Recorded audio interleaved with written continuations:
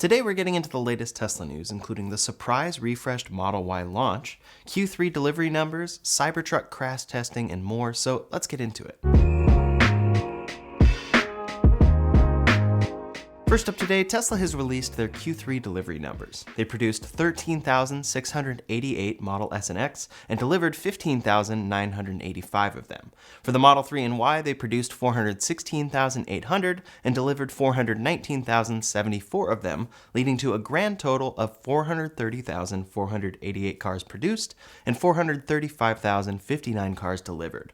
Wall Street expectations were anywhere from 440 to 490,000 units leading into this, so Tesla missed expectations by around 20,000 based on the consensus. In some ways that is disappointing to many, but Tesla was very clear at their last earnings call that deliveries would dip this quarter since production upgrades were going to be happening at all of their factories. We saw this very clearly with the retool and launch of the new Model 3 at Giga Shanghai, upgrades at Fremont, and the full shutdown at Giga Texas during upgrades. As far as we know, production has mostly resumed everywhere though. Tesla also reiterated the reasoning here in their press release, saying, quote, "A sequential decline in volumes was caused by planned downtimes for factory upgrades, as discussed on the most recent earnings call. Our 2023 volume target of around 1.8 million vehicles remains unchanged."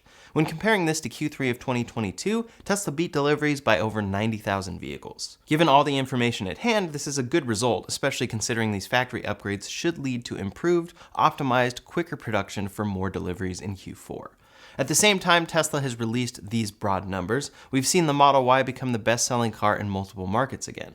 Over in Norway, the Model Y was the best-selling car for September, leading to it being the best-selling car for the first 3 quarters of 2023. Likely this will lead to it being the best-selling car of the entire year there. Quote, "In September alone, Tesla sold 2,474 Model Ys. The second best-selling car sold 686 units, and the third 459 units. So Tesla has a sizable lead here in September, and it grows when looking at the year so far. 19,555 Model Ys sold in 9 months, and in second place, the VW ID.4 selling 5,635.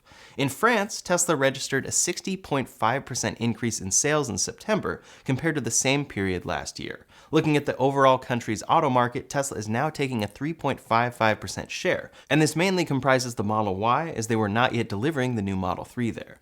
Giga Berlin is to credit here since they produced the Model Y. France has a growing EV market, and it seems that wherever EVs are wanted, Tesla goes and has success. This is very exciting for the future of electrification and Tesla's growth as a whole. Next up today, some very unexpected news for the Model Y. Tesla has now done a mid-cycle refresh on this car. We had heard rumors for a long time about the new Model 3 Project Highland, and then Tesla finally released that, but it only came out of Giga Shanghai first. The same thing is happening here with the Model Y, and it's likely in response to that new Model 3. If that's bringing all of these new features, they at least need to change something up on the Model Y to keep people interested until they do the real Project Juniper refresh on the Model Y that is expected. Right now, that big refresh isn't expected until later in 2024, but for now, Tesla has made a few changes to the Model Y coming out of Giga Shanghai, and we could expect them coming fairly soon in the US as well. The first change is adding ambient lighting to the Model Y, just like they did on the Model 3. The difference is here, it's only along a strip on the dash. It doesn't extend into the doors, but it is customizable RGB ambient lighting from what we can tell. That's a small detail, but it is something that helps the new Model 3 stand out, so it definitely looks like something that could be exciting for customers, and Tesla's able to add it into the new Model Y without much issue. But you'll also notice that right there on the dash, that has changed as well to a textile dashboard material. The wood is gone on the black interior, and as far as we can tell, this is the same for the black and white interior. It's this lighter material, likely made to reflect the ambient lighting pretty well. As far as the interior is concerned, those are the only changes so far. That is a change for both interiors to that new textile material and the new lighting, which is definitely a welcome change, but not something that makes you want to sell the car that you bought yesterday. On the exterior, they have made a look change as well, changing the Gemini wheels to a black color. Again, this is a very simple change and something that many customers do already with third-party wheel covers, but Tesla has changed this car to black wheels. This is a change that comes for the first time since this car originally launched in 2020. It's had the same silver Gemini wheel covers since that time, and now they're changing them. So here's a look at what those wheels look like with each different paint color. These are rendered on Tesla's China website, and we can see they look pretty good. To a certain degree, it actually makes the base wheels look a lot more like the induction wheels since they have the same color scheme. Regarding performance though, they actually upgraded the performance on the rear-wheel drive standard range Model Y, which comes out of Giga Shanghai.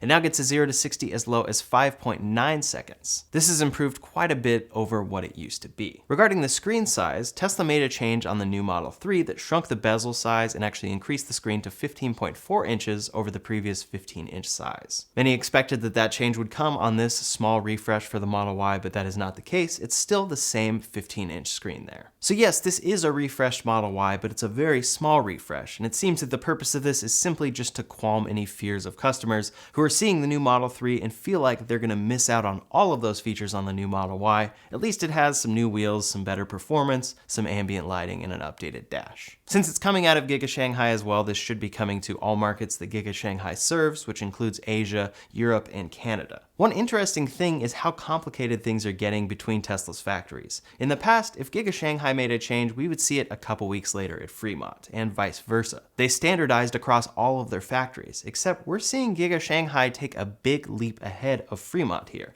They have the new Model 3 coming out of Shanghai, and it's already shipping in massive volumes. Over at Fremont, as far as we can tell, they're still working on getting that Model 3 up and running. On the other side of things though, US-made Model Ys now have hardware 4. This brings new cameras and a new FSD computer. However, over in China, according to delivery advisors, even with this newly updated Model Y with updated lighting and such, it's shipping with hardware 3. So over in China, Tesla is using older cameras. In the US, they're using updated cameras. In China, they're using updated materials on the dash. And in the US, they're using older materials on the dash. I think this is a good signal that we're going to see these factories splitting off quite a bit, so it's not going to be as standardized as it has been in the past. Even though Tesla will be selling generally the same cars in each market, we may see the features between the two differ quite a bit. Even if they line up eventually, it could be a significant amount of months where one car is shipping differently at one factory compared to another. We've also seen this with new paint colors out of Giga Berlin. Giga Berlin ships the Model Y in Quicksilver and Midnight Cherry Red, two colors that do not ship out of any other Tesla factory. So things are getting a bit complicated there, but either way, we could expect these changes to come soon in the US. I think what will happen first is we'll see the Project Highland Model 3, or the newly refreshed Model 3, come to the United States out of Fremont. After that point is when we would see the Model Y get these new interior features that they're getting out of Shanghai to somewhat bring it up to speed until they do the proper refresh of the Model Y Juniper. While we would consider this a new Model Y because it does have a couple standout features, I would say that for most customers, it doesn't really matter when you buy, unless you're holding out for that future Project Juniper Model Y. With that said, over at Giga Texas, it looks like Tesla is working on some new paint colors. Joe Tegtmeyer got some drone footage flying over some Model Y test bodies, and we can see some extra colors there that we haven't seen before. Apparently this gold is just an undercoating, but some of the others do signal that they could be working on the colors that they ship out of Giga Berlin. Soon enough, we could see Quicksilver and Midnight Cherry Red finally coming out of Giga Texas, which would give the US some other color options on the best-selling Tesla. Last month, Giga Texas was shut down for some factory upgrades. Likely a lot of this had to do with the Cybertruck, retooling and optimizing things for the Model Y, but new paint colors could very well have been a part of that factory upgrade. But what do you think about these new Model Y features? Is that ambient light strip enough of a new feature for you to get excited and want to wait for this new car? Or what do you think about those new black Gemini wheel covers? Leave a comment below to let me know your thoughts. All in all, I'm still holding out for the Project Juniper Model Y because it should take everything from the Model 3, including that larger screen, the removal of stocks, whether you like it or not, ventilated seats, better sound isolation and vibration, the new headlights and taillights, a screen for rear passengers, and an ambient lighting strip that is fully built into the interior and not just slapped onto an existing design. Next up today, the latest sightings and crash tests for the Cybertruck. Levi on Twitter posted a great video of the Cybertruck at a stoplight, complete with it launching when it turns green. As expected, this truck is very quick and disappears within a few seconds. Likely this isn't actually a complete pedal-to-the-floor launch, and the Cybertruck can drive quicker than this, but we'll have to wait and see. Even if that is the full performance, it doesn't disappoint. Over at Laguna Seca, the Cybertruck was spotted hanging out during the Porsche Rennsport reunion, and we can see them with the bed open getting ready to cover it. At a supercharger, a Cybertruck was spotted pulling in and then charging next to a Model S, Model Y, and Rivian R1S. Again, regarding size, it clearly towers over the Model S, but the height somewhat matches that of the R1S as far as we can tell at this angle. It's big, but in line with other cars and trucks. Here is a full walk around of the Cybertruck in San Francisco as well. We're seeing more and more with this decal, and it seems very intentional for those seeing it who don't actually know what it is. Over at San Mateo, another RC Cybertruck was spotted, and I think these latest photos are really demonstrating how weather is going to show up on this stainless steel truck. It may prove pretty tough to keep this truck clean. Here, a wrapped Cybertruck was spotted with its bed completely full of bikes and other stuff, and another was spotted with large trash cans inside. It really seems that Tesla is having employees fully use this truck to find any possible complaints. Then we got a few sightings that demo rear wheel steering well.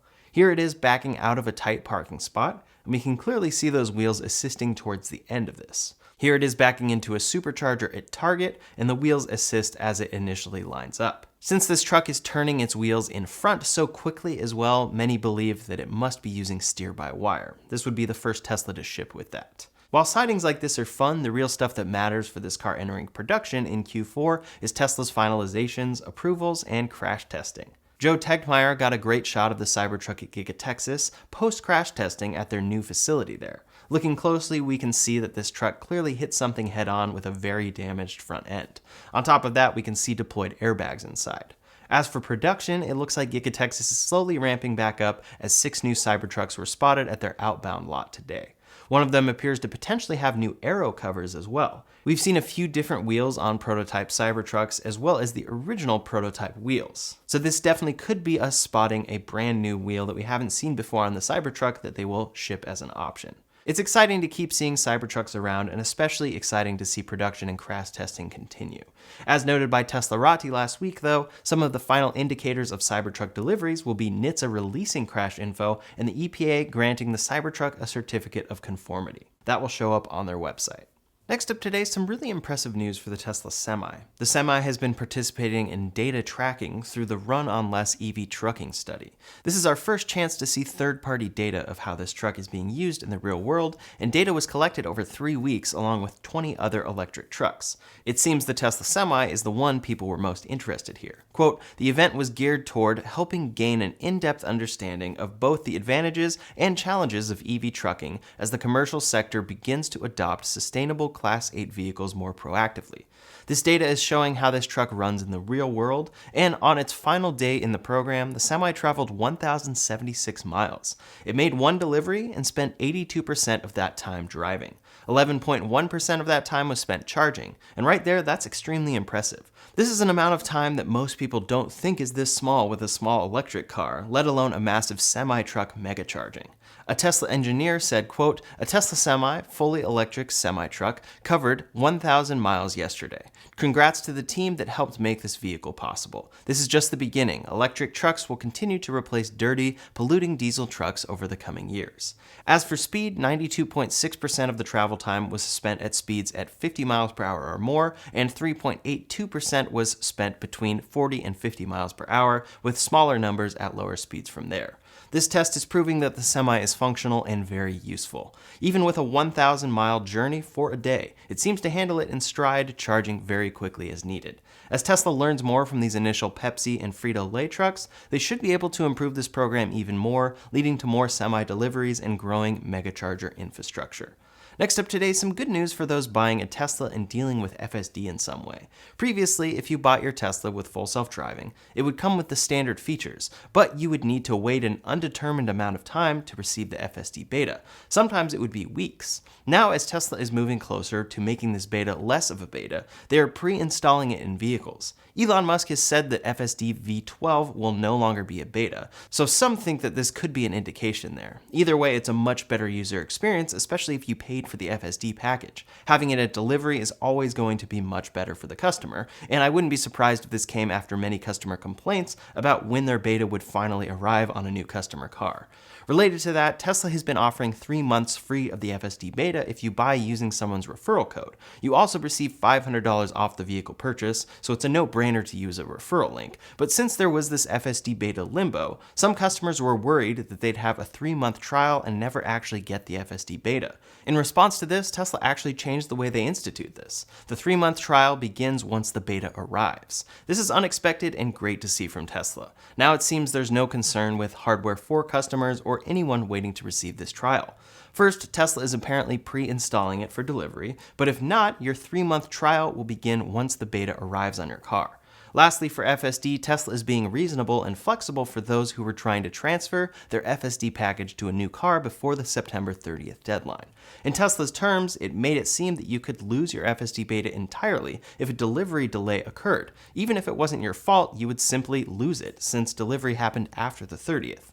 Now we learn that, quote, according to details of the new requirements obtained by Drive Tesla, customers must still place their order before September 30th, 2023. To still be eligible to transfer your FSD package to your new car, you must also complete all the pre-delivery tasks in your account, including selecting the option to say you will be transferring FSD and complete your credit check if applicable by that date. Tesla refers to this as the customer taking good faith steps to complete their delivery in time. Additionally, if you order a custom configuration and there is a vehicle with the same configuration available in existing inventory that is ready to be delivered, you must accept delivery of the inventory vehicle. This date is already passed, but this is a great change that is something that Tesla should have done from the beginning. Some decided against the transfer due to that risk, and Tesla removed it at the last minute, so that could be definitely frustrating.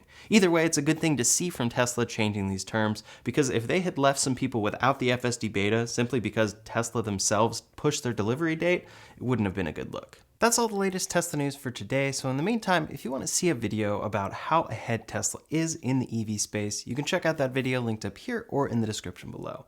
Thanks so much for watching, and I'll see you on the next one.